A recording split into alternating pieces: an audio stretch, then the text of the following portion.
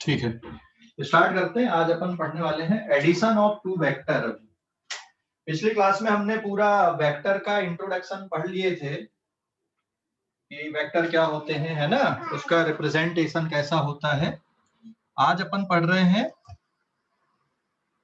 Addition of two vector. तो this is page number 1, addition of two vector. पहले graphical method देखते हैं।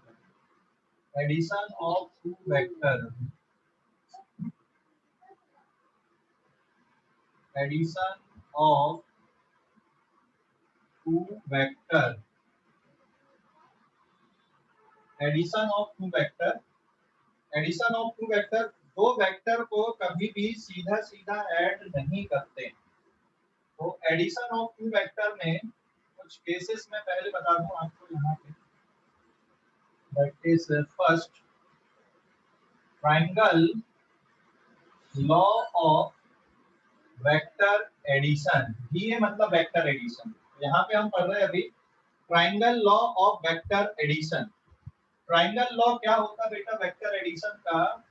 Suppose ये कोई वेक्टर है, this is O and this is A, और ये कोई वेक्टर B है यहाँ पर, O से लेकर B, A से B तक। तो ये दो वेक्टर हैं।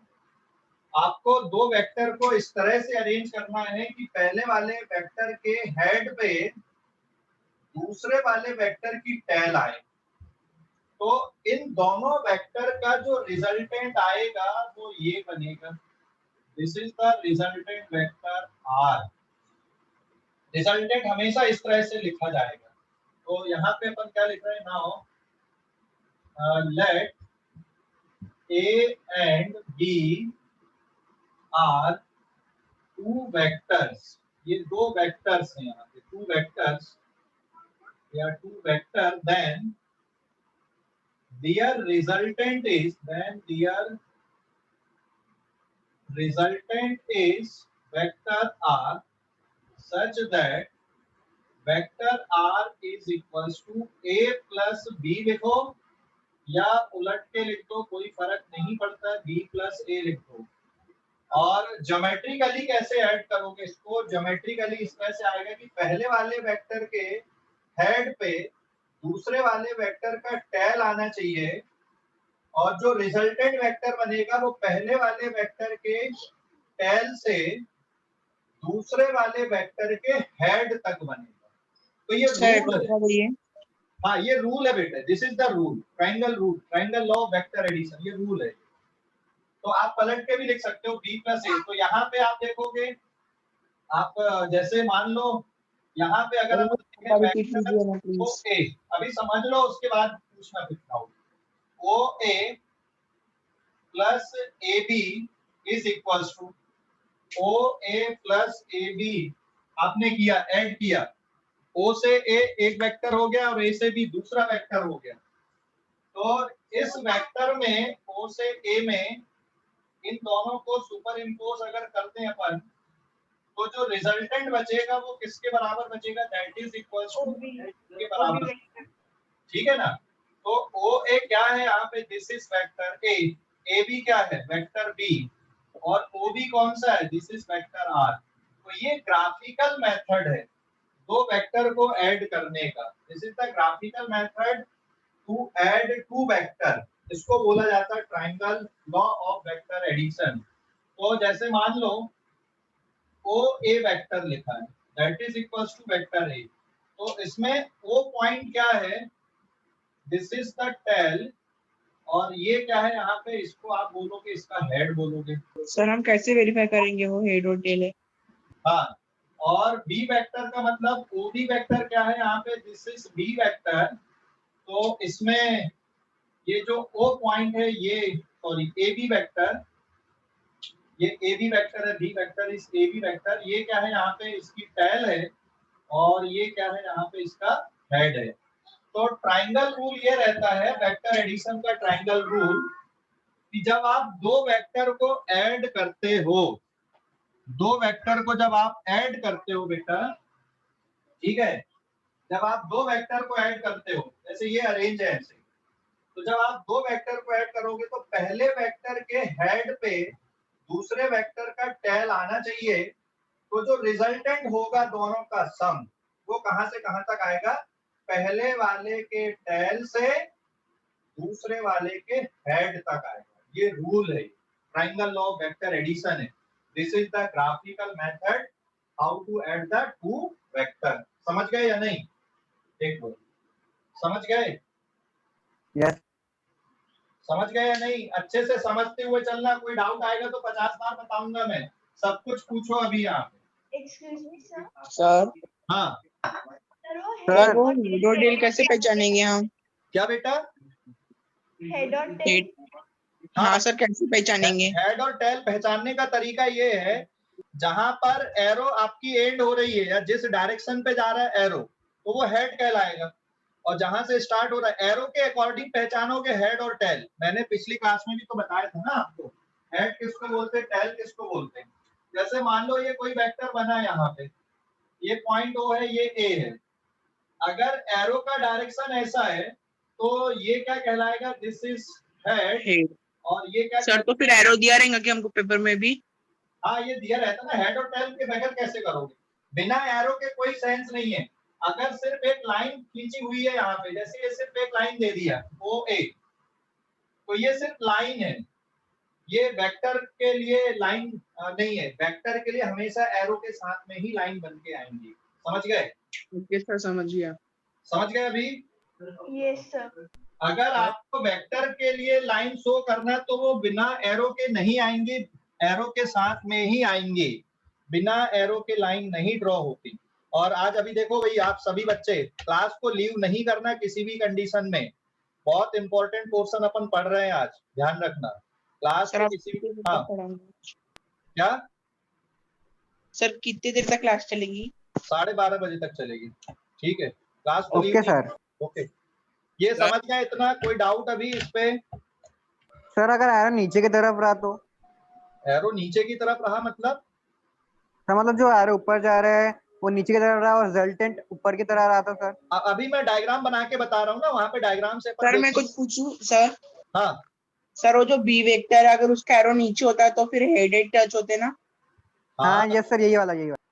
अभी रुक तो जा तू, अभी इतना समझा कि नहीं, ये रूल समझा है कि नहीं? अभी अभी मैं हाँ सिचुएशन सर, बता रहा समझ हूँ। गया ये रूल। अभी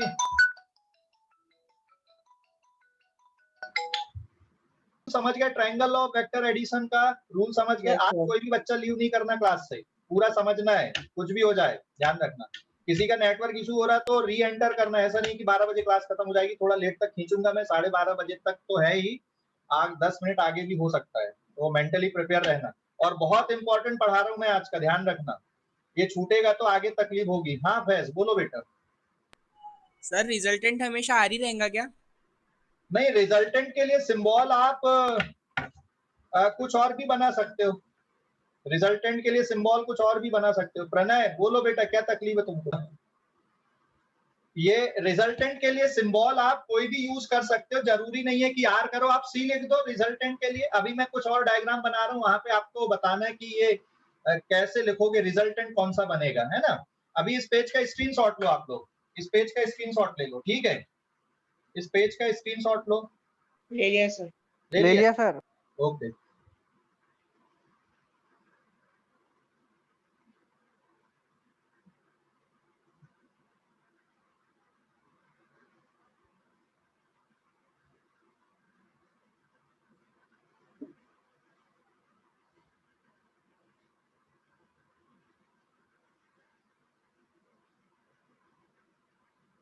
पेज नंबर 2 अभी। हाँ, इस पे आपको देखना है, रिजल्टेंट बताना है। एग्जांपल्स है यहाँ पे, फाइंड रिजल्टेंट। डायग्राम ऐसे बने हुए, ये वेक्टर सपोज P है, ये R है और ये Q है। इसको लिखना है ट्रायंगल रूल के अकॉर्डिंग। ये फर्स्ट डायग्राम। फिर सेकंड डायग्राम ये हो गया,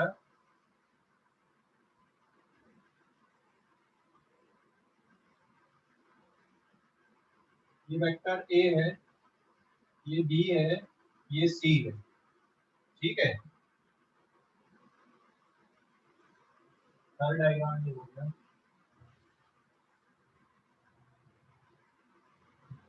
ये वेक्टर हो गया आपका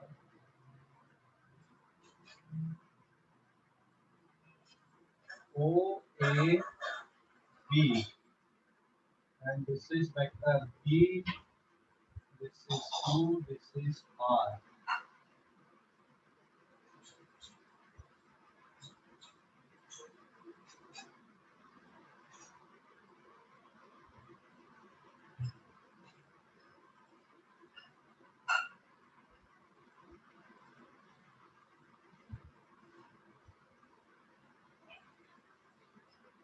ठीक है, बताओ अभी फर्स्ट वाले में कैसे लिखोगे, रिजल्टेंट कैसे लिखोगे फर्स्ट वाले का? P plus R is equals to sir क्यों आएगा रिजल्टेंट? P नहीं होगा ना बेटा, P plus R equals to क्या आएगा? देखो P plus R equals to Q बनेगा। देखो अच्छे से, ये पहले वाले का हेड, दूसरे का टेल, रिजल्टेंट पहले के टेल से लास्ट वाले के हेड, ठीक है, समझ गए? सर अगर हेड टच रहेगा तब नहीं होगा ना एडिशन? क्या? जब हेड और हेड टच रहते तब नहीं होगा ना एडिशन, जब हेड और टेल अपोजिट रहेंगे तभी होगा ना? हाँ, मतलब आपको देखना ऐसे है कि एक के हेड में दूसरे का टेल आए, तब उनको ऐड करना, और रिजल्टेंट क्या होगा? पहले के टेल से लास्ट वाले के हेड तक जाना है, ठीक है? ओके। ये दूसरे वाले में बताओ क्या बनेगा, सेकंड वाले पे? सर बी होगा, ए प्लस सी होगा। A plus B equal to C resultant है। नो सर ए होगा, बी प्लस सी ऐड होगा। B इक्वल्स टू A, ऐसा लिखोगे? C प्लस हाँ सर। A।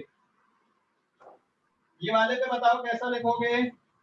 P result. P plus Q P equals plus to Q R। और R resultant. और इस पे कैसा लिखोगे? Sir B plus B plus A plus C equals to B, P, हाँ ठीक है? अरे ठीक है, देख लो अभी अच्छे से, हाँ समझ सर। गए नहीं?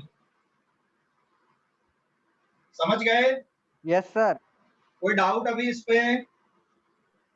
No sir. हाँ, तो ये तो सिर्फ आपने ग्राफिकली देख लिया यहाँ पे। अब आगे बढ़ते मैं पेज नंबर 3 पे आता हूँ, ठीक है? पेज नंबर 3 पे, इस पेज का स्क्रीनशॉट ले लो आप लोग, पेज नंबर 2 का, इस पेज का स्क्रीनशॉट लो।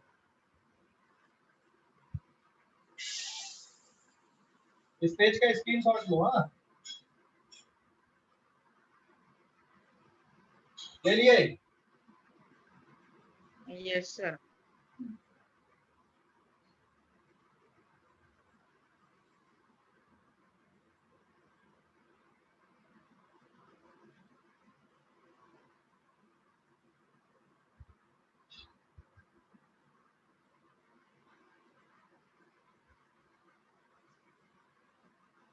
Then पेज नंबर 3,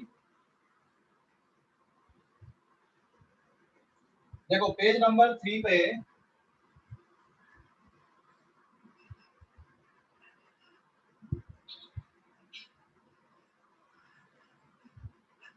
यहाँ पे मैं ड्रॉ कर रहा हूँ अभी, पेज नंबर 3 पे देखना। हाँ, अब मान लो यहाँ पर आपका ये वेक्टर है A, और A का जो मैग्नीट्यूड है ये सपोज 6 मीटर है, ये वेक्टर आपका B है, इसका मैग्नीट्यूड सपोज 4 मीटर है, और ये वेक्टर R है। तो इसका मैग्नीट्यूड बताना है कितना होगा, और A और B के बीच में सपोज यहाँ पे आपको 120 डिग्री का एंगल दिख रहा है, बट A और B के बीच का एंगल 120 नहीं है, ध्यान रखना। A और B हाँ सर 60 है। हाँ 60 है। तो अब ये बताओ आप R की वैल्यू क्या होगी, थोड़ा सोच के बताना है। एक एग्जांपल आपने ले लिया यहाँ पे, थोड़ा सोच के बताना है। Option A, magnitude of R, ये A का मैग्नीट्यूड है, ये B का मैग्नीट्यूड है, आपको R का मैग्नीट्यूड निकालना है। यहाँ पे आप देखोगे तो vector R is vector sum of A plus B आएगा, आया ना? रिजल्टेंट A और B का है। हाँ जी सर। ठीक है, अब आपको R का मैग्नीट्यूड 10 होगा, 10 मीटर, बी ऑप्शन। ये फर्स्ट ऑप्शन हो गया, ये सेकंड ऑप्शन। R का मैग्नीट्यूड 2 मीटर होगा, थर्ड ऑप्शन। R का magnitude less than 10 meter and greater than 2 meter आएगा। एंड फोर्थ ऑप्शन जो R का मैग्नीट्यूड है ये 12 मीटर होगा। कौन सा ऑप्शन बनेगा, थोड़ा सोच के बताओ। R का मैग्नीट्यूड क्या बनेगा इसमें? A का मैग्नीट्यूड 6 दिया हुआ है। ये R का मतलब क्या हुआ, यहाँ पे मैग्नीट्यूड बताया था मैंने। R का मैग्नीट्यूड मतलब R, A का मैग्नीट्यूड मतलब A और B का मैग्नीट्यूड का मतलब B है। तो 10 मीटर। ये जो है ना, ये तो आपका वेक्टर सम आया, मतलब ये ग्राफिकल ही हो गया, मतलब आप। लेकिन अगर आपको मैग्नीट्यूड निकालना है तो क्या डायरेक्ट ऐड करोगे? यहाँ पे थोड़ा सोच के बताओ, क्या डायरेक्ट ऐड करोगे? No sir. ये आंसर आएगा क्या 10 मीटर, या गलत है ये आंसर आएगा क्या? ये आंसर आएगा क्या? हाँ या ना में जवाब देना। ट्रायंगल देखो आप, ये ट्रायंगल की एक साइड ये 6 है, ये 4 है, तो क्या ये वाली साइड 10 होगी? हाँ सर। 10 होगी, ये आपने वाली साइड 10 होगी फॉर्मली क्या? अरे थोड़ा सोच के बताओ जल्दी से, ये वाली साइड। Sir vector of R is equal to in mod magnitude of R into R, आपने बताया था ना फॉर्मूला। क्या ये 10 आएगा दोनों को ऐड करके? क्या ऑप्शन ये करेक्ट आएगा? थोड़ा सोच के बताओ। सर आ सकता है। हाँ आ सकता है। आ सकता है। ट्रायंगल में ऐसा पढ़े हो आपने क्या? ट्रायंगल में ये 10 कब आता, अगर मान लो यहाँ तक आपका ये A रहता और फिर ये B रहता सीधा सीधा, ठीक है। और अगर मैं इसको रिजल्टेंट बोल देता कि भाई ये R है, यहाँ पे ये A और ये B, तो यहाँ पे R इक्वल्स टू भी A प्लस B लिखोगे, लेकिन R इक्वल्स टू यहाँ पे डायरेक्ट आपका A प्लस B आएगा। A की वैल्यू मान लो 6 है, B की वैल्यू मान लो 4 है, तो ये हो जाएगा 6 प्लस 4 इक्वल्स टू 10। तब ये आंसर 10 मिलता आपको। 2 कब मिलता, अगर मान लो ये A हो गया आपका और B वापिस लौट गए यहाँ तक, तो R कहां से कहां तक आएगा, ये R बनता आपका। This is the R here. तो R वेक्टर के सम के फॉर्म पे लिखोगे तो A प्लस B ही लिखना, लेकिन R की वैल्यू यहाँ पे A और फिर डायरेक्शन अपोजिट हो गया minus B, so this is 6 minus 4 equals to. दिख नहीं रहा है। अगर ये वाला डायग्राम है तो 2 आएगा। समझ गए या नहीं? समझ गए या नहीं? देखो अभी अच्छे से। हाँ सर। तो फिर जो डायग्राम मैंने एक्चुअल में बनाया हुआ है वहां पर, क्या उसका आंसर आपको 10 दिखेगा कि 2 नो सर। या 10 से कम आएगा ना बेटा? ये लेंथ 10 से कम होगी ना, स्केल से मेजर कर लो ना, आया ना? 10 से कम आएगी और 2 से ज्यादा है। 10 से कम है और 2 से ज्यादा है, इसका मतलब इसका जो ऑप्शन आएगा ये इसके बीच में रहेगा, ये ऑप्शन नहीं हो सकता है। तो इसका जो करेक्ट आंसर है R का, ये इसके बीच में आएगा, ये नहीं हो सकता, ये नहीं हो सकता। 10 मीटर तो ऐसे केस में मिलेगा और 2 मीटर इस केस में मिलेगा। समझ गए? और 12 तो कभी हो ही नहीं सकता, 12 तो कभी हो ही नहीं सकता। 6 प्लस 4 को आप कैसे भी ऐड कर दो, 12 तो हो ही नहीं सकता है। समझ गए या नहीं? Hello, yes sir. कोई डाउट अभी इस पे? सर मॉड क्या आया? क्या सर ये मॉड क्या है? का मतलब मैग्नीट्यूड होता, वेक्टर का मैग्नीट्यूड क्या होता है ये मैंने पिछली क्लास में बताया है ना। मैग्नीट्यूड मतलब उसका न्यूमेरिकल वैल्यू क्या है, डायरेक्शन नहीं लेना है। समझ गए? अरे भाई समझ गए या नहीं? Yes sir. Yes sir yes. हाँ, तो ये क्लियर हो गया अभी कि कोई डाउट बचा अभी? यहाँ पे इस पेज का स्क्रीनशॉट लो, एक और अपन देखते हैं। मतलब आपको अगर R की एग्जैक्ट वैल्यू निकालना है, एग्जैक्ट वैल्यू, एग्जैक्टली क्या है ये तो बीच में बता दिया हमने, ठीक है। अगर आपको r की एग्जैक्ट वैल्यू निकालना है तो फिर आपको कुछ रूल और सीखना पड़ेगा, ठीक है, कुछ और हमको सीखना पड़ेगा, कोई फार्मूला देखना पड़ेगा कि r को हम कैसे निकालें, किस तरह से कैलकुलेट करें। डायरेक्टली आप ऐसे नहीं बता सकते यहाँ पे, समझ गए? क्लियर हो गया कि नहीं? हेलो, क्लियर हो गया? Yes, sir. हाँ, ओके। तो अभी इस पेज का स्क्रीनशॉट लो आप लोग जल्दी से, इस पेज का स्क्रीनशॉट लो।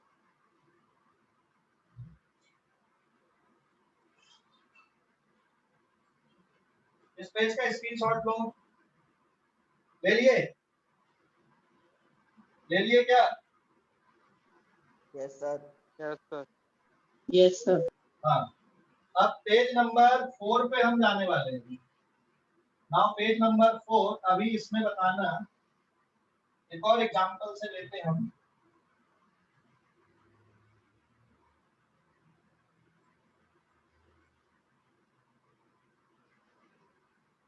पेज नंबर 4 एक और एग्जांपल है। अगर मैं सीधे सीधे ये लिखता 3 meter plus 4 meter that is equals to, कितना आएगा आपका आंसर? 7 मीटर, यस और नो? आया ना? Yes, sir. करेक्ट। लेकिन अगर मैं दूसरा लिख दूं 3 meter along east plus 4 meter along north, तो क्या इसका आंसर 7 मीटर आएगा? सही है गलत है? No, sir, नहीं आएगा। सर गलत है हाँ, सर। नहीं आएगा, ये नहीं गलत है आएगा। ये। सर ठीक है? 7 से कम और 1 से ज्यादा है ना? यस हाँ, सर। अभी देखो जैसे मान लो ये a इक्वल्स टू आपका 3 मीटर है और ये इधर पे b इक्वल्स टू सपोज आपका 4 मीटर है, तो जब आप इन दोनों को ऐड कर रहे हो वो a प्लस ए बी, इसमें डायरेक्शन नहीं है, इसमें डायरेक्शन है, तो ये जो सम है दिस इज स्केलर सम, ये स्केलर सम है। और ये कौन सा सम है? This is vector sum. मतलब ये 7 नहीं होगा, वेक्टर सम में आपको अलग से सोचना पड़ेगा, अलग से अलजेब्रा आपको सीखना पड़ेगा कि भाई वेक्टर को कैसे ऐड करते हैं, इसलिए तो वेक्टर एडिशन हम पढ़ रहे हैं यहाँ पे। समझ गए? समझ गए ना? Yes sir. अगर आप इन दोनों को ऐड करते हो, क्योंकि ये वाला जो डायरेक्शन आएगा आपका ये ईस्ट हो गया इधर पे, ये वाला जो डायरेक्शन आपका इधर पे आपका ये नॉर्थ हो गया, तो इसका रिजल्टेंट ये बनेगा, दिस इज आर वेक्टर। तो यहाँ पे अगर आप आर वेक्टर को लिखोगे तो a प्लस बी लिखोगे, और अगर आपको r की वैल्यू चाहिए तो आप यहाँ पे पाइथागोरस थ्योरम से बता सकते हो कि भाई यहाँ पे r का जो मैग्नीट्यूड है वो 5 मीटर है। समझ गए कि नहीं? r का जो मैग्नीट्यूड है आपका वो 5 मीटर है, डायरेक्ट पाइथागोरस थ्योरम से आप बता सकते हो। हाँ या ना में जवाब देना, Yes, sir. Yes sir. है ना? लेकिन अगर एंगल कुछ और बनता है, जैसे यहाँ पे मैं तीसरा केस ले लूं, जैसे ये आपका हो गया a इक्वल्स टू 3 मीटर इस डायरेक्शन पे, और ये b हो गया आपका दैट इज, इसको 4 मान लो आप और इसको 3 मान लो, this is 4 and this is 3, क्या कोई फर्क नहीं पड़ेगा। बट ये मान लो आपका 4 मीटर है इधर पे और ये 3 मीटर है, और यहाँ पे आपका मान लो 120 डिग्री का एंगल दिख रहा है, तो क्या अब ये r की वैल्यू कितनी आएगी? क्या अभी भी ये 5 होगा कि 7 होगा कि कुछ और होगा? तो कुछ और होगा। कुछ और होगा, है ना? तो अब आप यहाँ पे प्रेडिक्ट नहीं कर सकते सर कुछ और हो सकता है। हाँ, तो r की वैल्यू क्या 7 आएगी? 7 मीटर सही है कि गलत है? सेकंड ऑप्शन r की वैल्यू क्या 1 मीटर आएगी? थर्ड ऑप्शन क्या r की वैल्यू यहाँ पे 5 मीटर रहेगी? एंड फोर्थ ऑप्शन क्या r की वैल्यू यहाँ पे less than 7 meter and greater than 1 meter? Sir चौथा आंसर। Fourth option. तो फोर्थ वाला। एग्जैक्टली इसकी वैल्यू क्या है? एग्जैक्टली इसकी वैल्यू क्या है? इसको निकालने के लिए फिर आपको वेक्टर एडिशन के रूल्स पढ़ने पड़ेंगे, मतलब मैग्नीट्यूड कैसे निकालेंगे। Sir, और but you अगर need आप to- वेक्टर को ऐड कर रहे हो यहाँ पे, तो r की जो वैल्यू है यहाँ पे देखो, लिखने का तरीका वेक्टर में यहाँ पे लिखने का जो तरीका है, ये जैसे O है, ये A है, ये B है, यहाँ पे r वेक्टर को आप लिखोगे ऐसे ही a प्लस बी, लेकिन यहाँ पे अगर a प्लस बी लिखा है तो डायरेक्ट आप ऐड नहीं कर सकते। यहाँ पर भी आपने a प्लस बी लिखा है, यहाँ भी a प्लस बी है, यहाँ भी a प्लस बी है, लेकिन यहाँ पे r की वैल्यू 5 मीटर है और यहाँ पे r की वैल्यू 5 मीटर नहीं है। समझ गए? मतलब मैग्नीट्यूड को निकालने के लिए आपको कुछ और तरीके सोचने पड़ेंगे। समझ गए या नहीं? सर उसमें एंगल 90 डिग्री का था इसलिए पाइथागोरस थ्योरम यूज किया ना। हाँ, 90 डिग्री हमें अगर एंगल दिख रहा है तो डायरेक्ट पाइथागोरस थ्योरम से कर सकते हो, सोच सकते हो सीधे सीधे। समझ गए या नहीं? हाँ सर समझ गए। हाँ, 90 डिग्री में दिख रहा है तो आप डायरेक्ट पाइथागोरस थ्योरम लगा सकते हो, कोई दिक्कत नहीं है। लेकिन अगर आपका 90 डिग्री में नहीं दिख रहा है तो फिर आप पाइथागोरस थ्योरम से सॉल्व नहीं कर सकते। ठीक है? समझ गए या नहीं? हेलो, समझ गए या नहीं? Yes sir. ओके, अभी एक और एग्जांपल। हाँ सर। हाँ, एक और एग्जांपल जिसमें आप पाइथागोरस थ्योरम तो लिखोगे। मैं इस पेज का स्क्रीनशॉट लो आप लोग, पहले इस पेज का स्क्रीनशॉट ले लो। ले लिए? इस पेज का स्क्रीनशॉट ले लिए? Yes, sir. Then page number 5।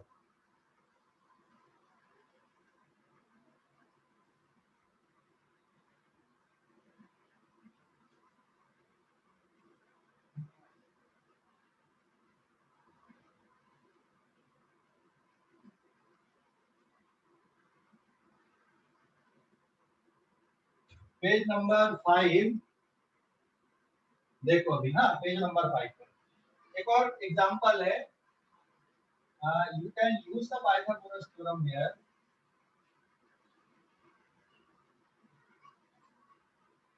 ये हो गया यहाँ पे vector a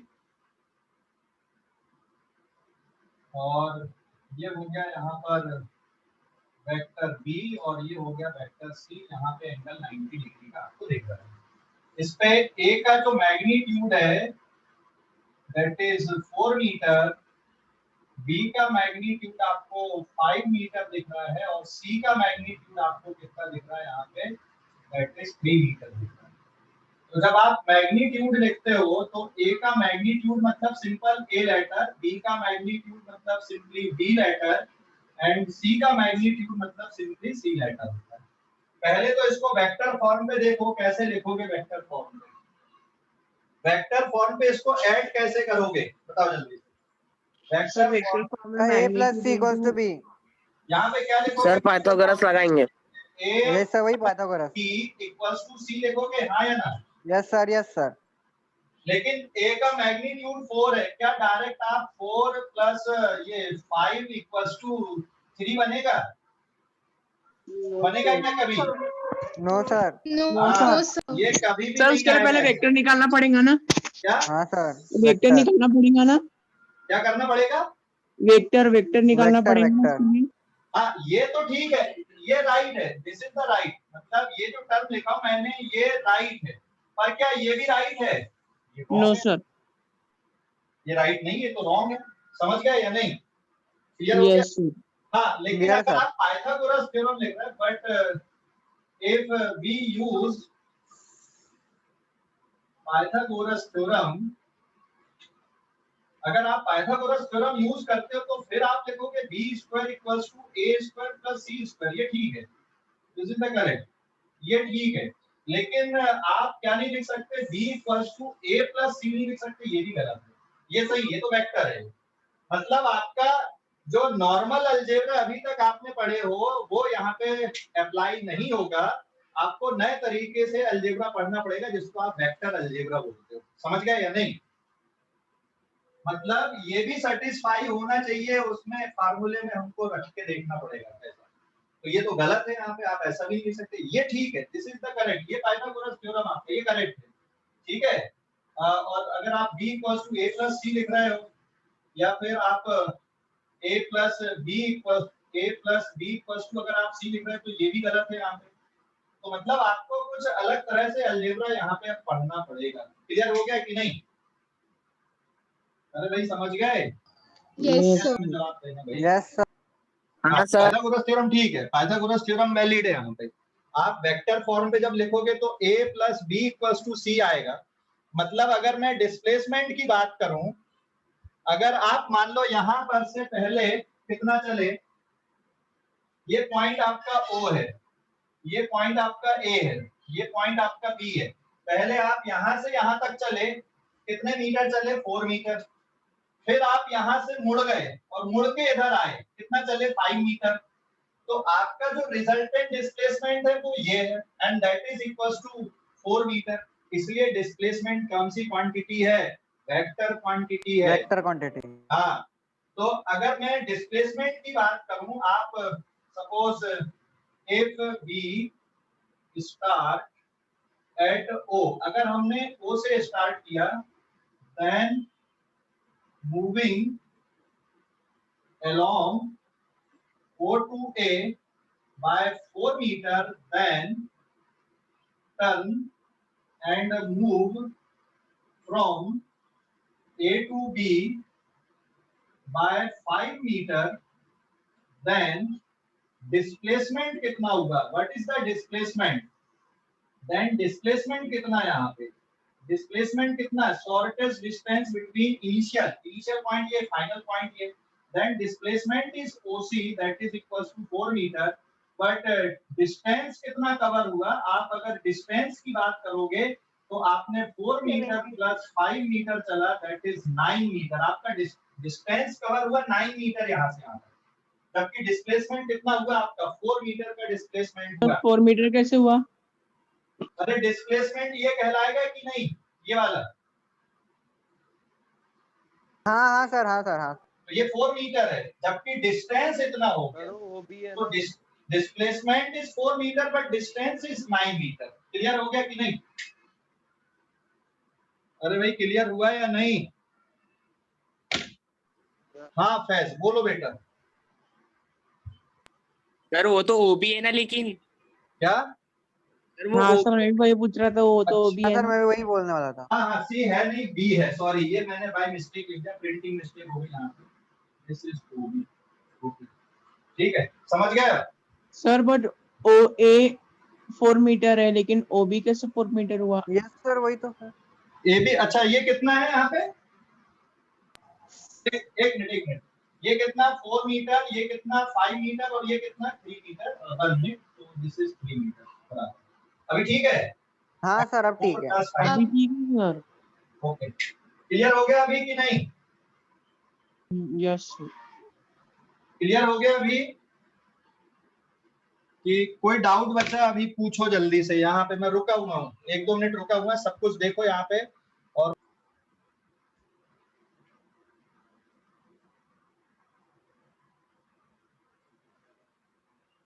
then page number 6,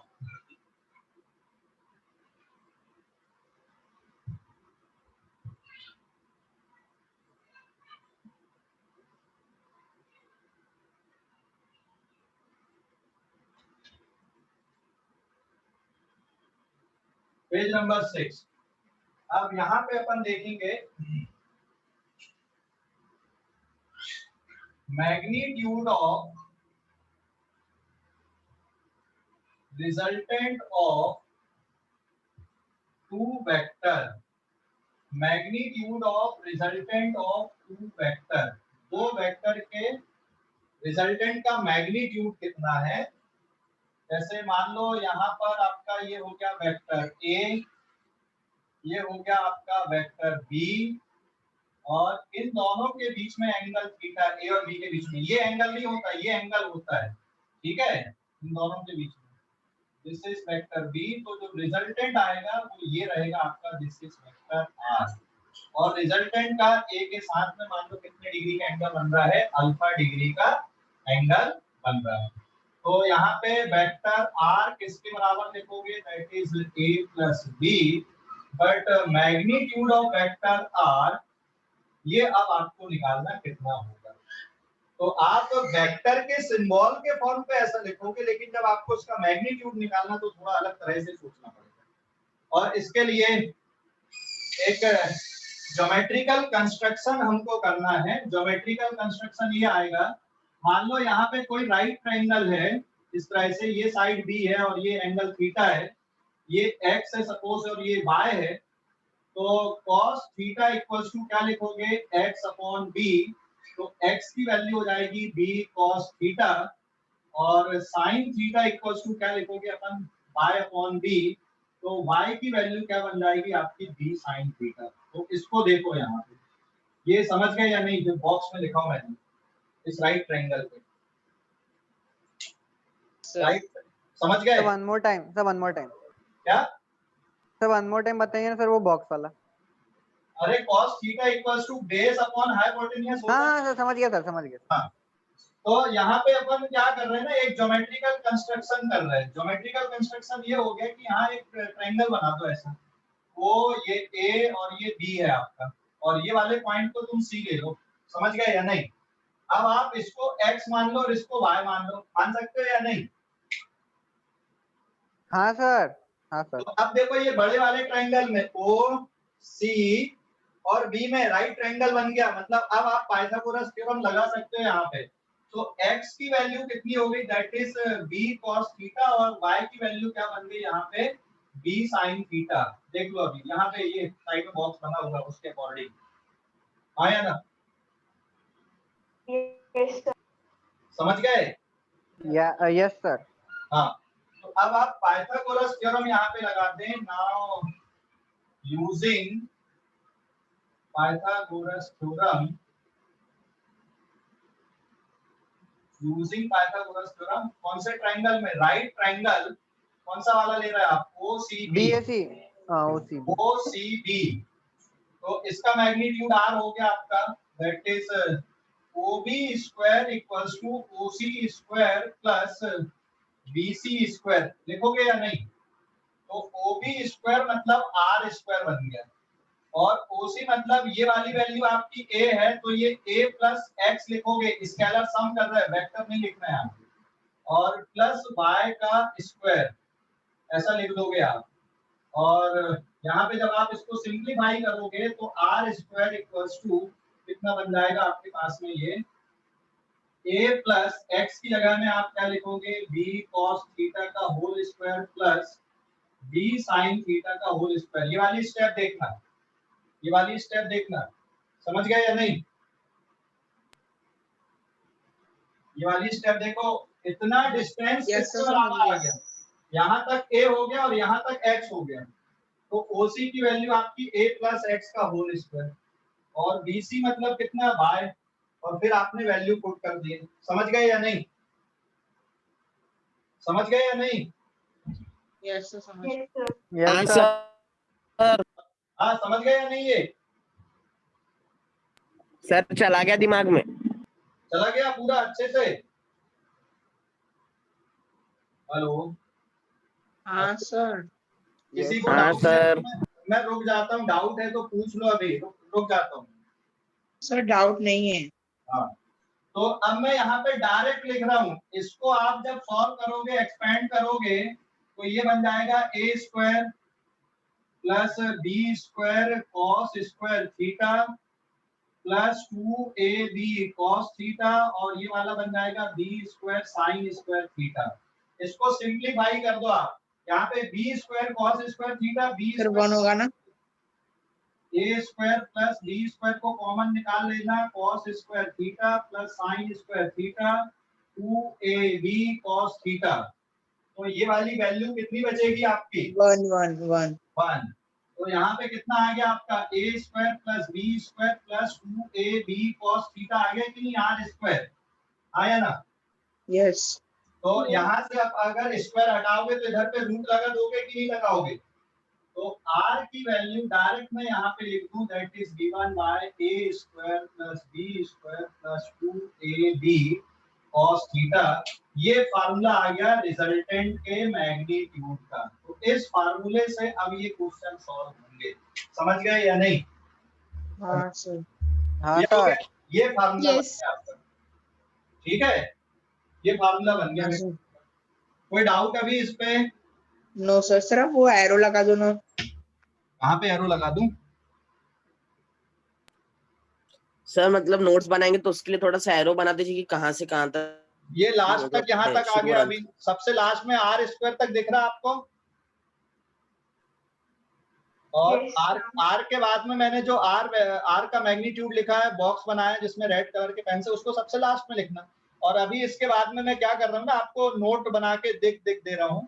तो डेरिवेशन हमारे लिए उतना इंपॉर्टेंट नहीं है, हमारे लिए फार्मूला इंपॉर्टेंट है। बट डेरिवेशन इसलिए बता दिया मैंने यहाँ पे, अगर मान लो स्कूल एग्जाम में आ गया तो आप प्रूव कर सकते हो।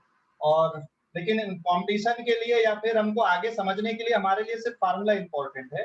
ठीक है, डेरिवेशन हमारे लिए इंपॉर्टेंट नहीं है। ठीक है ना? हेलो, समझ गए? हाँ सर। हाँ सर। अब स्क्रीनशॉट लो इस पेज का जल्दी से। Yes sir. रुका हुआ हूँ, एक बार और देख। छोड़िए सर। ओके, अभी रिजल्टेंट का एंगल, ये रिजल्टेंट आपको दिख रहा है, ये रिजल्टेंट का ए से एंगल बन रहा है। तो यहाँ पे कितने का एंगल बन रहा है वो अगर हम देखें तो एंगल को कैसे लिखोगे आप यहाँ पर, नाउ tan अल्फा लिखना। tan अल्फा इक्वल्स टू, ये वाले राइट ट्रायंगल में देखो, tan अल्फा की वैल्यू आएगी y upon a plus x। हाँ या ना, जवाब देना। tan alpha perpendicular upon base, अरे समझ गए? और अगर ऐसे भी नहीं समझे तो BC divided by OC, adjustment BC divided by OA plus AC आप लिखोगे। तो tan अल्फा की जो वैल्यू है, अब आप यहाँ पर सीधे सीधे लिख सकते हो, this is page number 7। Page number 7 है। tan अल्फा किसके बराबर आएगा? tan अल्फा कैसे लिखोगे? tan alpha equals to perpendicular बन गया आपका b sin theta upon base आपका बन गया यहाँ पे a plus b cos theta. तो अल्फा को आप लिख सकते हो tan inverse b sin theta upon a plus b cos theta के फॉर्म पे। ठीक है, समझ गए? और जो रिजल्टेंट का मैग्नीट्यूड है r, इसका फार्मूला आपके पास में है a square plus b square 2ab cos theta. अब इस पेज का स्क्रीनशॉट लो आप लोग। ये समझ गए हो या नहीं? समझ गए हो या नहीं? ठीक है। हाँ बेटा फैज बोलो। सर समझ गया। हाँ ठीक है, अभी स्क्रीनशॉट लूंगा मैं। अब सीधे सीधे मैं नोट पे लिख देता हूँ आप लोगों को।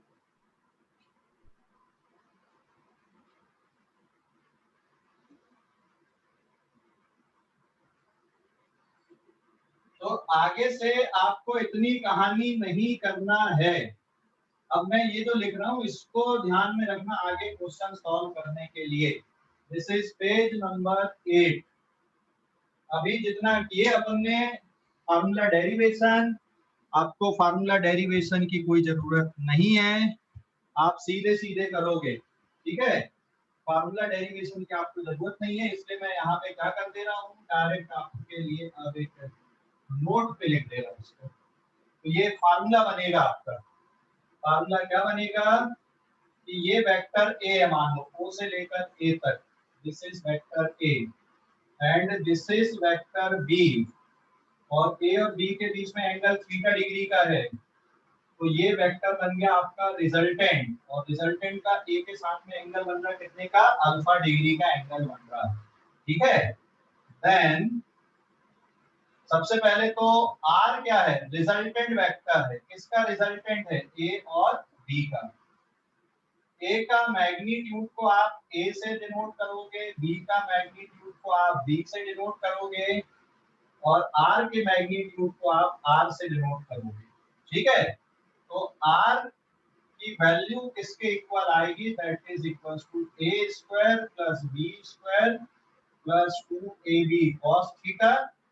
और ये जो एंगल आप देखोगे यहाँ पे tan अल्फा, देखो tan अल्फा लिखने का तरीका मैं सिखा रहा हूँ, that is sin theta upon cos theta लिखना। tan अल्फा कैसे लिखोगे?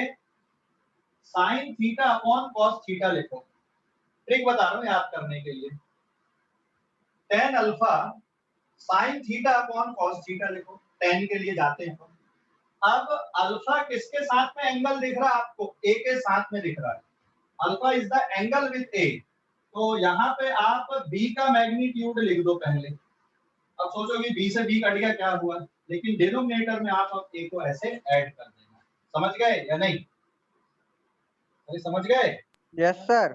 हाँ, तो अब इसमें कुछ स्पेशल केस भी हो सकते हैं कि अगर ये वैल्यू थीटा की वैल्यू आपकी, देखो अभी स्पेशल केस क्या बनेंगे, यहाँ पे स्पेशल केस ये आएंगे, ये जो थीटा की वैल्यू है, थीटा की वैल्यू में स्पेशल केस ऐसे बनेंगे, theta equals to 0 degree, theta equals to 90 degree और थीटा इक्वल्स टू 180 डिग्री।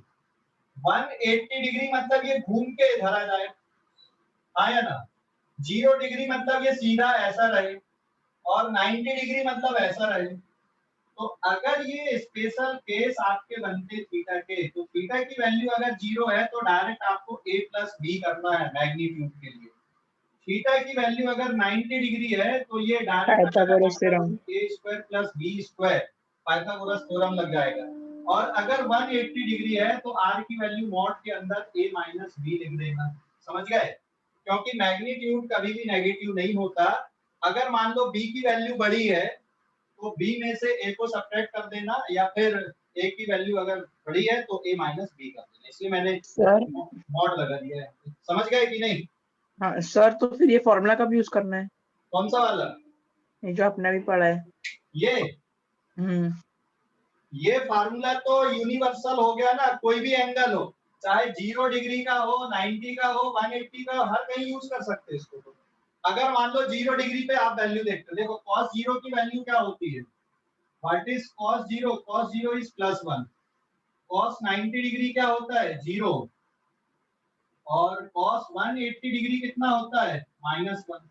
यहाँ पे अगर तुम +1 रखोगे तो under root a square plus B square plus 2ab, कौन सा फार्मूला बन गया? a प्लस बी का होल स्क्वायर, तो स्क्वायर से स्क्वायर रूट कट जाएगा वहां पे। समझ गए? अरे समझ गए या नहीं? Yes sir, yes sir. हाँ, ये यहाँ पे आप +1 पुट कर दे फिर। नहीं समझा ठीक है, अगर मान लो तुम क्या वैल्यू पुट सर। करते हो? tan थीटा से एक बार फिर से बताइए ना। ये तो हो गया फिक्स। अब ये थीटा में ये स्पेशल केस है, this is special case. Special case या तो 0 या 90 या 180। अगर 0 है तो डायरेक्ट ऐड कर दो, a प्लस बी कर दो। अगर 90 है तो पाइथागोरस थ्योरम लगा दो। और अगर 180 डिग्री का एंगल है तो क्या कर दो? a माइनस बी कर दो। समझ गए? समझ गए या नहीं? ये हाँ समझ सर। सर बट 0 डिग्री का कैसे रहेंगे एंगल? अरे 0 डिग्री ऐसा रहेगा कि ये बी ऐसा है, अभी ऐसा बना दो 0। ऐसा अगर आ गया तो फिर 0 डिग्री नहीं बनेगा।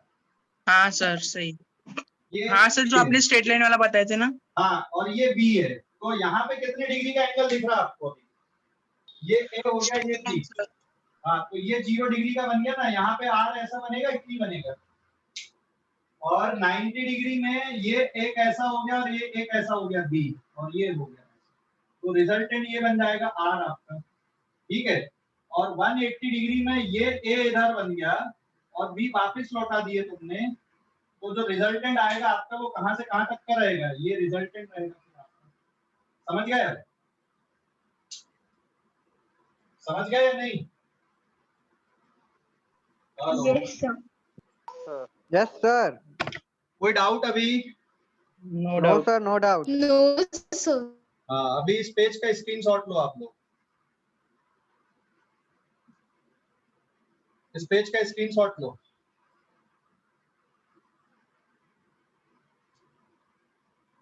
ले लिए सर। देखो अभी कुछ क्वेश्चन अपन देख रहे हैं अभी यहाँ पे, पेज नंबर 9।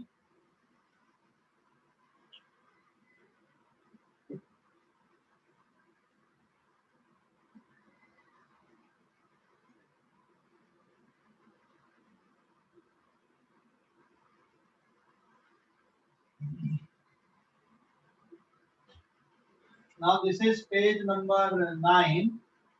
देखो क्वेश्चन ये इस तरह से आएगा, एक और एग्जांपल हम देखते हैं यहाँ पे। Find vector are.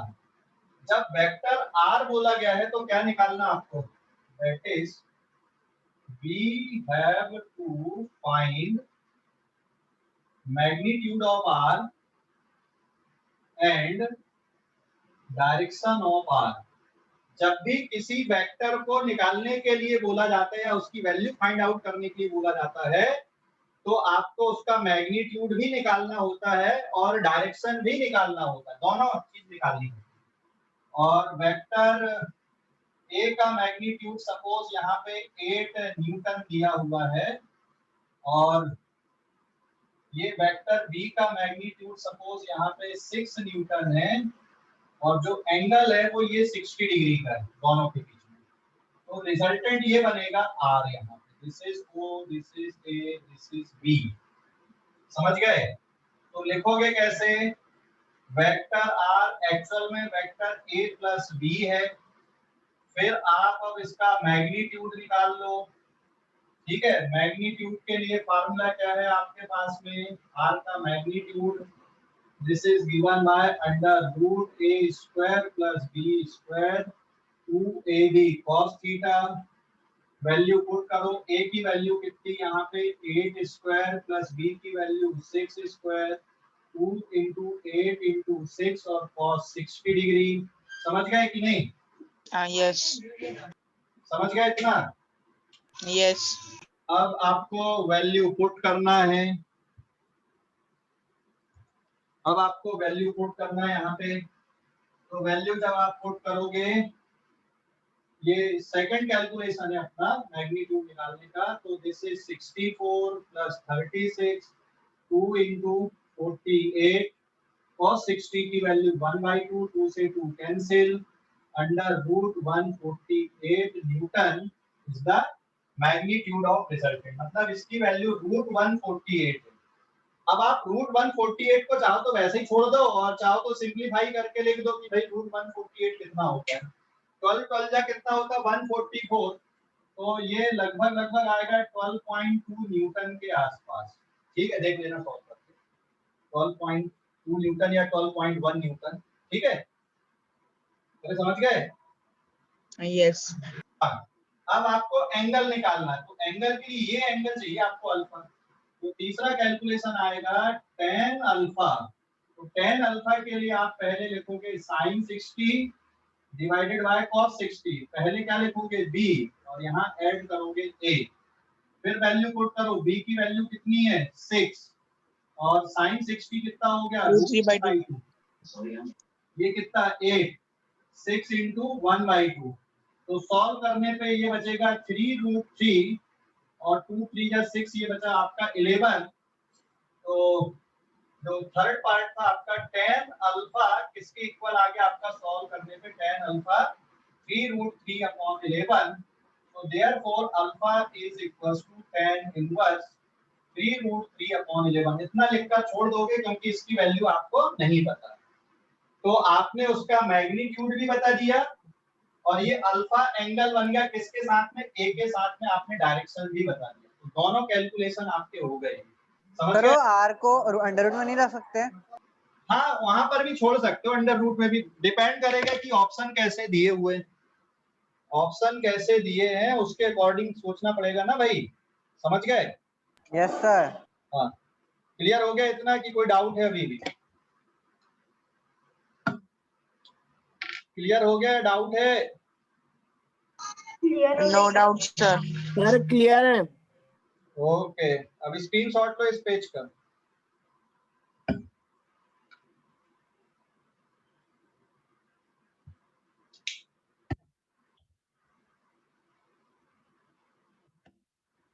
सर हम डायरेक्टली ऐड नहीं कर सकते क्या a प्लस b को? क्या 8 + 6 14 नहीं आ सकता है क्या? 8 प्लस 8 + 6 14। ए प्लस बी डायरेक्ट हाँ सर, नहीं कर सकते क्या?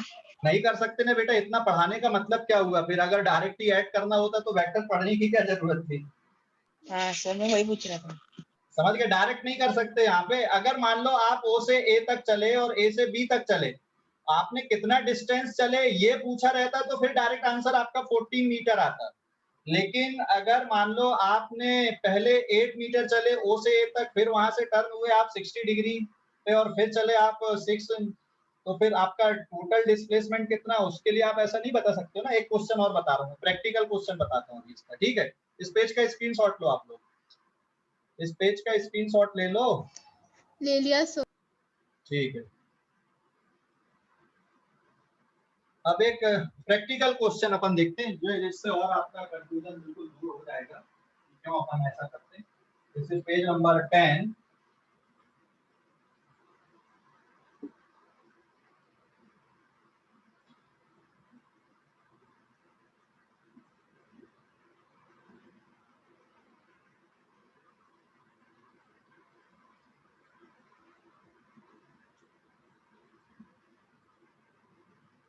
देखो दिस इज पेज नंबर 10 अब आपका। एक और क्वेश्चन हम ले रहे हैं यहाँ पे। कॉन्सेप्ट ये है, अ person start from certain point and he moved along east by 10 meter, ठीक है, या 8 meter, then he turns to 37 degree north of east and move by 10 meter, then find his distance travel and displacement. Find his distance and displacement from initial point. Displacement from initial point. ये question हो गया आपका। समझ गया question? देख लो, question पढ़ लो और बताओ अभी क्वेश्चन समझ गए या नहीं। A person start sir, from समझ गया। certain point and then he move along east by 8 meter, then he turns to 37 degree north of east and move 10 meter. Find his distance and displacement from the initial point. समझ गए question? Question समझ गए? Yes, sir. Pranay चला गया क्या? बहुत सारे। प्रणय थोड़ी देर बाद चल जाना, थोड़ा सा और बताने दे, ठीक है प्रणय? सर 6 लोगों ने लीव कर दिए। हाँ वो ठीक है, अभी क्या कर सकते हैं यार, मैंने मना भी किया हूँ फिर भी अभी तो कुछ हो ही नहीं सकते, ठीक है ना। अभी 6 लीव करते हैं। देखो भाई अपने को थोड़ा सा पढ़ना ही पड़ेगा, एक्स्ट्रा टाइम देना ही पड़ेगा अभी। अब अपन ज्यादा वो सर ये लोग जा तो भी सकते, बेड से उठ क्या नहीं सकता, ऐसी हालत है मेरी तो। क्या हो सकता है? ये लोग जा तो भी सकते हैं सर। तो यहाँ तक समझ गए आप लोग? अभी कोई डाउट अभी इस पे?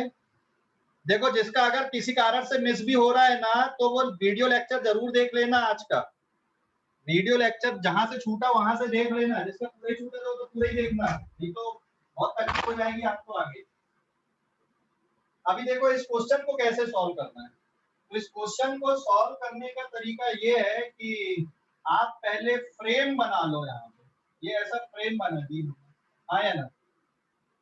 इधर पे आपने ले लिया ईस्ट और इधर पे आपने ले लिया नॉर्थ। समझ गए कि नहीं? समझ गए इसको? आप पहले ये फ्रेम बना लो, ईस्ट और नॉर्थ, इधर पे आपका साउथ बन गया, इधर पे आपका वेस्ट बन गया। यहाँ से ये पर्सन स्टार्ट हुआ चलना। अरे भाई समझ गए? ओ से उसको ओरिजिन भी मान सकते हो। तो यहाँ से ये पर्सन पहले कितने मीटर चला यहाँ तक, ओ से लेकर ए तक ये चला 8 मीटर, ठीक है। ओ से ए तक 8 मीटर चला और ए से फिर ये 37 डिग्री नॉर्थ ऑफ ईस्ट। इसका मतलब क्या? पहले नॉर्थ ऑफ ईस्ट का मतलब बताओ जल्दी से। नॉर्थ ऑफ ईस्ट का मतलब क्या है? सर ईस्ट की तरफ। नहीं ना, ईस्ट से नॉर्थ की तरफ मुड़ा है। कितने डिग्री मुड़ा है यहाँ पे? 37 डिग्री मुड़ा है ना ये, और ए से बी तक पहुंचा और कितने मीटर चला यहाँ पे? 10 मीटर। तो ये क्या कहलाएगा? इसका डिस्प्लेसमेंट कहलाएगा। अभी समझ गए कि नहीं? हाँ या ना? यस सर समझ गए। ये डिस्प्लेसमेंट है इसका, ठीक है। O से लेकर B तक का ये डिस्प्लेसमेंट है। कितना डिस्टेंस चला, ये डायरेक्ट बता सकते हो डिस्टेंस कितना चला है? डिस्टेंस चला 8 + 10 that is 18 meter. 18 meter. 18 meter का डिस्टेंस हो गया, लेकिन डिस्प्लेसमेंट आप सीधे सीधे नहीं बता सकते। मान लो ये आपका वेक्टर A है और ये वाला वेक्टर B है और ये वाला वेक्टर आपका R है। चाहो तो आप S भी लिख सकते हो डिस्प्लेसमेंट के लिए, S। सर आप एक और बार डायग्राम समझाइए ना प्लीज। क्या वो डायग्राम फिगर। डायग्राम एक बार और बताऊं? पहले हाँ सर। हम ये north east west north south बना लो। बना लिए? अरे ईस्ट वेस्ट नॉर्थ साउथ बना लो ना। ये ईस्ट की हाँ लाइन सर। हो गई, ये नॉर्थ वाली लाइन हो गई। इसके बाद आप पर्सन को यहाँ पे मान लो। A person start from certain point, तो सर्टेन पॉइंट आप यहाँ पे ले लो। यहाँ से पहले ईस्ट की तरफ चला, कितना चला? 8 मीटर। फिर यहाँ से मुड़ा, ये देखो 37 डिग्री नॉर्थ ऑफ ईस्ट लिखा है। 37 डिग्री नॉर्थ ऑफ ईस्ट का मतलब समझ गए? 37 डिग्री नॉर्थ ऑफ ईस्ट का मतलब समझ गए या नहीं? यस सर, ईस्ट से नॉर्थ तक ना। हाँ, ईस्ट से नॉर्थ की तरफ मुड़ा 37 डिग्री, ठीक है। Yes sir. समझ गए अभी? Yes sir. हाँ, तो अब डिस्प्लेसमेंट देख लो कितना दिख रहा है आपको। ये डिस्प्लेसमेंट है। क्या डायरेक्ट बता सकते हो डिस्प्लेसमेंट की? फार्मूला लगाना पड़ेगा। What is the distance? Distance कितना हो गया? अगर आपको डिस्टेंस निकालना तो डायरेक्ट OA + AB करना है। दिस इज 8 मीटर + 10 मीटर करना, that is equals to 18 metre. क्या डिस्प्लेसमेंट S में भी आप डायरेक्ट OA + AB कर सकते हो? डिस्प्लेसमेंट के लिए आपको No, sir, वेक्टर नहीं कर सम सकते करना ना। पड़ेगा। डिस्प्लेसमेंट निकालने के लिए वेक्टर सम करना पड़ेगा, तब आएगा डिस्प्लेसमेंट। सर हम डिस्टेंस डायरेक्टली निकाल सकते हैं क्या? हाँ, डिस्टेंस डायरेक्टली निकलेगा ना बेटा। ये चले डिस्टेंस निकल गया आपका। डायरेक्ट ऐड करना डिस्टेंस के लिए, लेकिन डिस्प्लेसमेंट आप डायरेक्ट नहीं निकाल सकते हो। समझ गए? डिस्प्लेसमेंट आप डायरेक्ट नहीं निकाल सकते। डिस्प्लेसमेंट निकालने के लिए आपको वेक्टर मेथड पे ही जाना पड़ेगा। Displacement S can be written as vector A + vector B। तो ये ग्राफिकल हो गया, ग्राफिकली पता चल रहा है कि ये डिस्प्लेसमेंट है। अब इसका मैग्नीट्यूड निकाल लो आप, तो फार्मूला लगाना पड़ेगा A² + B² 2AB cos theta. तो इन दोनों वेक्टर के बीच में A और B के बीच में एंगल कितने डिग्री का? 37 डिग्री का। वैल्यू पुट करो। सर बट cos 37 कैसे निकालेंगे? आया हूं ना, cos 37 की वैल्यू याद है किसी को कि नहीं है? नहीं सर। cos 37 की वैल्यू याद है किसी को? चलिए एक 36 पता 36 याद पता होगा आपको। 37 है ना बेटा, मैंने देख, ये 37 डिग्री है, ये 4 रहेगा, ये 3 रहेगा, ये 5 रहेगा। एक राइट ट्रायंगल बताया था आपको, याद होगा। एक राइट ट्रायंगल बताया था मैंने, एक राइट ट्रायंगल बताया था आपको इस तरह से कि यहाँ पे अगर 37 डिग्री है तो ये 3 है, ये 4 है, ये 5 है। याद आया कि नहीं? याद आया? No sir. तो cos 37 डिग्री इक्वल्स टू होता 4/5। नहीं आया याद? ट्रिग्नोमेट्री वाली कॉपी रखी अभी? Basic trigonometry. सर याद आ गया। हाँ सर रखिए। बेसिक ट्रिग्नोमेट्री वाली कॉपी रखी साथ में क्या? ये एंगल 37 डिग्री का, ये 90 डिग्री, ये एंगल आपका 53 डिग्री, ये 4, ये 3, ये 5, ऐसा बताया था मैंने। तो cos 37 डिग्री की वैल्यू होती है 4/5। याद रखना, ये ट्रायंगल याद रखो आप, तो ये बहुत यूज में आता है ये अपना। ठीक है, समझ गए? अरे समझ गए? Yes sir.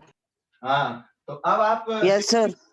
अब इसको सिंप्लीफाई कर सकते हो। दिस इज 64 + 100 प्लस 8 2 जा 16 × 10 और cos 37 हो गया आपका 4/5। तो 5 बन जा 5, 5 2 जा 10, तो डायरेक्ट आपका आंसर आ जाएगा 164 प्लस यहाँ पे बचेगा 4 2 जा 8 एंड 128। 128 + 164 292 292 यस सर 292 मीटर है ना। और यस सर। 292 कितने का स्क्वायर रूट है? परफेक्ट तो नहीं है ये। परफेक्ट मीन सर 16.32 कुछ तो होगा। 15 का नहीं ना, 16 का कितना होता है? 256। 256 17 का कितना होता है? सर 17.1 सर 17 का होता है 289 289 289 17 से ज्यादा है। 18 का 324 होता है, तो 18 तो हो ही नहीं सकता। सर 17.1 हाँ 17.1 के आसपास कुछ मिलेगा। समझ गए अब? अरे समझ गए? Yes, sir. समझ गए या नहीं? समझ गए? Yes sir. आप इस पेज का स्क्रीनशॉट लो जल्दी से, अभी एंगल निकालना बचा। अभी इस पेज का स्क्रीनशॉट लो।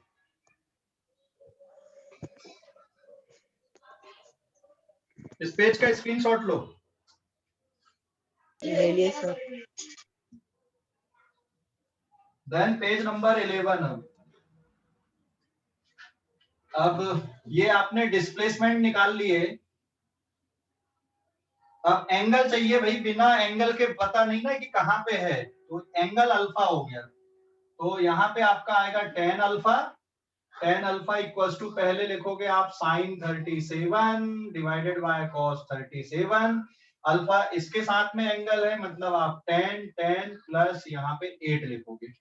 तो 10 sin 37 3/5 8 प्लस 10 इंटू 4/5 सॉल्व कर देना। 5 बन जा 5 5 2 जा 10 फिर ये 2, सो this is 6/8 8 8 16। So tan alpha की वैल्यू आ जाएगी आपकी 3/8, या अल्फा इक्वल्स टू आप लिखोगे tan इनवर्स 3/8।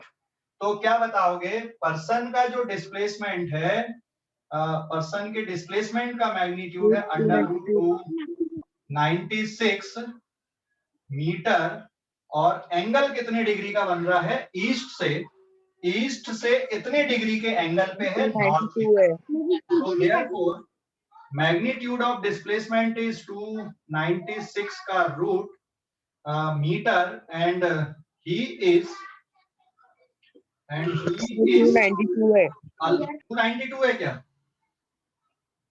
हाँ sir. He is alpha degree from east to north. East से नॉर्थ की तरफ अल्फा डिग्री के एंगल पे आपको ऐसा बताना पड़ता है। तो ये होता है कंप्लीट सॉल्यूशन। अभी समझ गए या नहीं? बताओ जल्दी से। हेलो, समझ गए या नहीं? समझ गए समझे सर सर। समझ गए सर। कोई डाउट किसी को? No doubt. नहीं। पक्का? No doubt. क्या बेटा? नहीं सर समझ गया। अरे tan इनवर्स को उतना ही छोड़ देना, क्योंकि परफेक्ट वैल्यू नहीं पता ना। मान लो tan अल्फा की वैल्यू तेरे पास में √3 आती, तो tan की वैल्यू √3 कब होती? 60 डिग्री होती, तो आप डायरेक्ट बोल देते। लेकिन यहाँ पे आपको पता नहीं है कि भाई 3/8 कहाँ पे होता है tan की वैल्यू, इसलिए उसको वैसे ही छोड़ना पड़ेगा। ठीक है? अरे समझ गया फैज? हेलो, tan की वैल्यू, हेलो फैज बताओ जल्दी से,